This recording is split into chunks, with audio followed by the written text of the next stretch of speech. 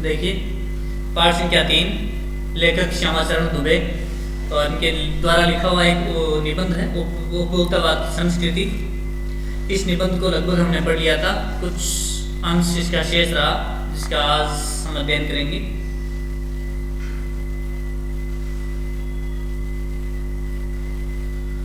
तो इस संस्कृति के बारे में, उपभोक्तावाद की संस्कृति के बारे में बारीकी से समझाने का पूरा प्रयास किया लेखक ने। छोटे छोटे उदाहरण देकर, छोटी छोटी जो हमारी दैनिक जीवन की चीजें हैं जो हम बाजार से खरीद कर लाते हैं और किस तरह से हमें उस आकर्षण में फंसाया जाता है, तरह तरह के विकल्प दिए जाते हैं खरीदने के लिए, और इस तरह से हम इस उपभोक्तावाद संस्कृति के भोगी बन जाते हैं। अंततः इस संस्कृति के फैलाव का परिणाम क्या होगा? अंत में ये जो संस्कृति फैल रही है इसका परिणाम क्या होगा? एक प्रश्न अपने सामने। यह गंभीर चिंता का विषय है। हमारे सीमित संसाधनों का घोर अपव्यय हो रहा है। हमारे पास में जो साधनों की कमी है, जो सीमित संसाधन है, सीमित साधन है अपने पास में, उनका घोर अपव्यय हो रहा है। इनका घोर अपव्यय हो रहा है। अपव्यय का मतलब होता है फालतू खर्च करना, अत्यधिक फिजूल खर्ची।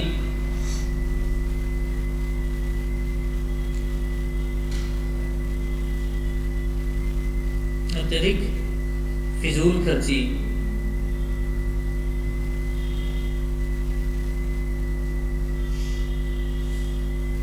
जीवन की गुणवत्ता आलू के चिप्स से नहीं सुधरती। अब तरह तरह के विज्ञापन दिए जाते हैं, विज्ञापनों से हमें भ्रमित किया जाता है। तो जीवन की गुणवत्ता है वह आलू के चिप्स से नहीं सुधर सकती, न बहुविज्ञापित शीतल पेयों से। और तरह तरह के शीतल पेय होते हैं, कोका कोला, तरह तरह के, तो उनसे भी हमें यह समझाने की, यह मतलब बताने की, विज्ञापित करने की कोशिश की जाती है हमारे सामने कि इनसे ही जीवन में हम आगे बढ़ सकते हैं, ऐसा कर सकते हैं, वैसा कर सकते हैं, इनमें यह शक्ति छुपी है। तो ना बहुविज्ञापित शीतल पेयों से हमारी गुणवत्ता, जीवन की गुणवत्ता बढ़ती है, ना आलू के चिप्स से बढ़ती है, भले ही वे अंतर्राष्ट्रीय हों, कितने ही बड़े अंतर्राष्ट्रीय उत्पाद क्यों न हों, लेकिन उनसे हमारे जीवन की गुणवत्ता कभी भी नहीं बढ़ सकती। पिज्जा और बर्गर कितने ही आधुनिक हों, हैं वे कूड़ा खाद्य। तो लेखक का मानना है पिज्जा और बर्गर कितने ही आधुनिक खाद्य क्यों न हो, कितने ही आधुनिक क्यों न हो, लेकिन वास्तव में वे कूड़ा खाद्य हैं। कचरे को खाना, कूड़े को खाना, ये उनको खाना। समाज में वर्गों की दूरी बढ़ रही है, वर्ग भेद बढ़ता जा रहा है। सामाजिक सरोकारों में कमी आ रही है। सामाजिक जो संबंध है, सरोकार,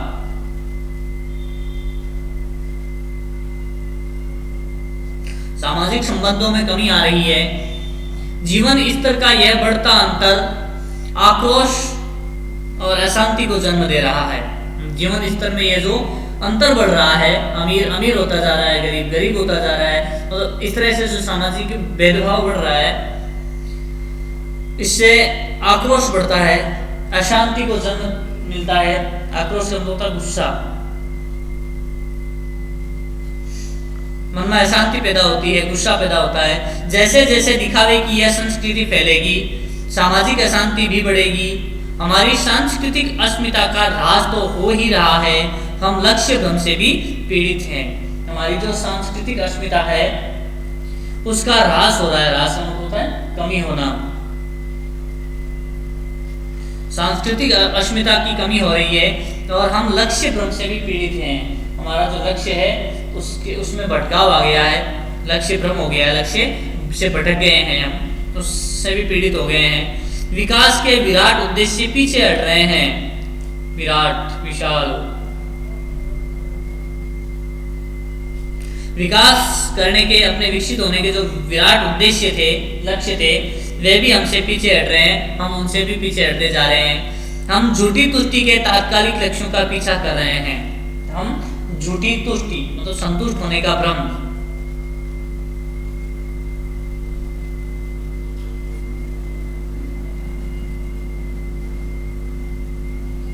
मन को झूठी संतुष्टि देना, झूठी तुष्टि के तात्कालिक लक्ष्यों का पीछा कर रहे हैं। तात्कालिक लक्ष्यों को उसी समय तक सीमित जो उद्देश्य है अपने।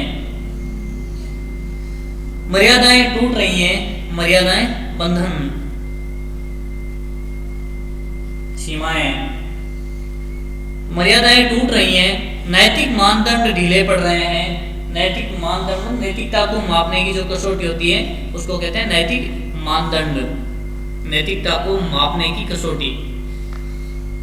व्यक्ति केंद्रितता बढ़ रही है, व्यक्ति केंद्रितता, व्यक्तिगत जीवन तक सीमित रहना, व्यक्ति केंद्रितता ना, व्यक्ति अपने आप के जीवन तक सीमित होता जा रहा है। पहले समाज केंद्रित थे लेकिन हम अब व्यक्ति केंद्रित होते जा रहे हैं, एक अपने आप में सीमित हैं, दूसरे से कोई लेना देना नहीं, दूसरे की कोई जरूरत नहीं, ऐसी सोच बढ़ती जा रही है। स्वार्थ परमार्थ पर हावी हो रहा है, स्वार्थ केवल अपना फायदा, परमार्थ पर दूसरे का भला करना, ऐसी भावना पर हावी होता जा रहा है। परमार्थ मतलब लोक कल्याण, दूसरे का भला ना।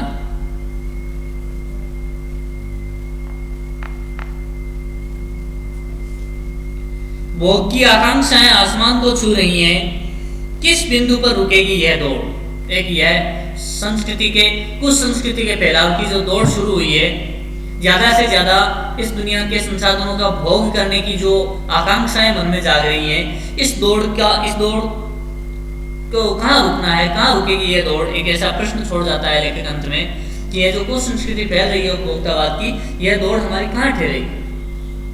गांधी जी ने कहा था कि हम स्वस्थ सांस्कृतिक प्रभावों के लिए अपने दरवाजे खिड़की खुले रखें पर अपनी बुनियाद पर कायम रहें। गांधी जी ने कहा था कि हम स्वस्थ सांस्कृतिक प्रभावों के लिए, संस्कृति में और ज्यादा अच्छे प्रभाव लाने के लिए, संस्कृति को स्वस्थ बनाने के लिए अपने दरवाजे खिड़की खुले रखें। दरवाजे खिड़की खुले रखने का मतलब यहाँ सीधे सीधे घर के दरवाजे, मकान के दरवाजे खिड़कियां खुले रखने की बात नहीं कही गांधी जी ने, मन के दरवाजे खुले रखें, जिससे कि हम दूसरी जो संस्कृतियां हैं, विश्व की अन्य संस्कृतियों से हम अच्छी बातें ग्रहण कर सकें।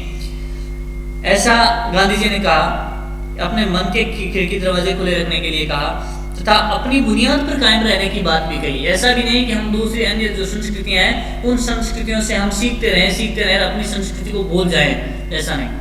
अपनी संस्कृति को याद तो रखना ही है, लेकिन कुछ अन्य संस्कृतियों में जो अच्छी बातें हैं उन अच्छी बातों को भी ग्रहण करना चाहिए, खुले मन से ग्रहण करना चाहिए।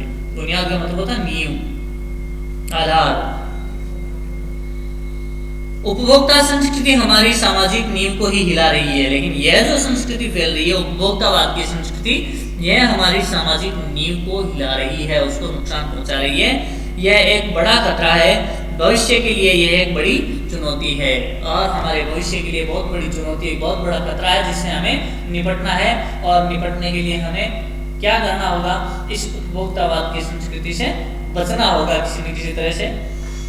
तो लेखक ने इस निबंध के माध्यम से हमें बहुत कुछ समझाने की कोशिश की। इस बाजारवाद के द्वारा जो हमारे साथ में लूटपाट की जाती है उसके बारे में हमें जागृत किया।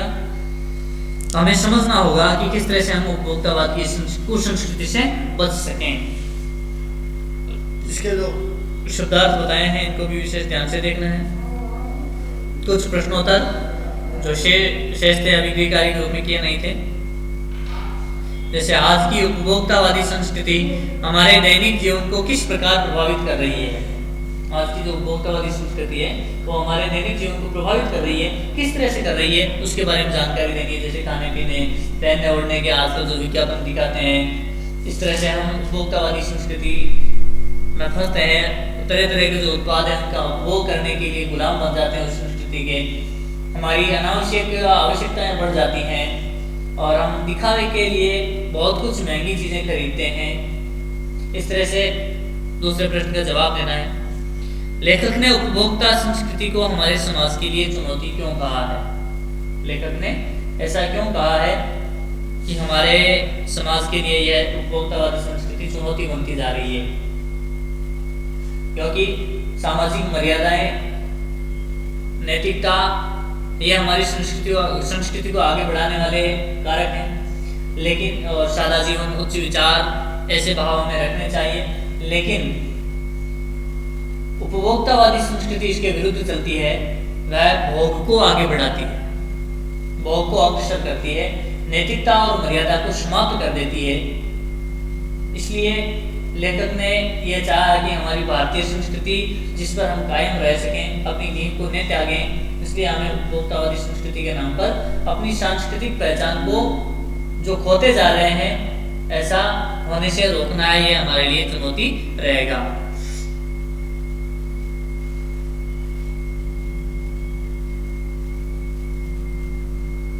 इस तरह से दूसरा और तीसरा प्रश्न करना है, और इसके अलावा जो प्रश्न है तो बाद में, आज के लिए सिर्फ ये 2 प्रश्न।